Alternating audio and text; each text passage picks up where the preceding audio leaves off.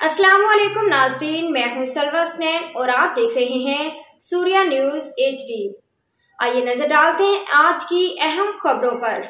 Shikarpur report. Altaf Ali जोगी Shikarpur municipal chairman Fayaz Mahmood Sheikh की खसूसी काविशों से शहर की सहूलत के लिए बर्थ सर्टिफिकेट, रहायशी सर्टिफिकेट, निकाहनामा रजिस्ट्रेशन की सहूलत म्यूनसिपल ऑफिस में कर दी गई, जिसका इफ्तिताह चेयरमैन फयाज महमूद ने किया। ऑफिस खुलने से शहर में खुशी की लहर।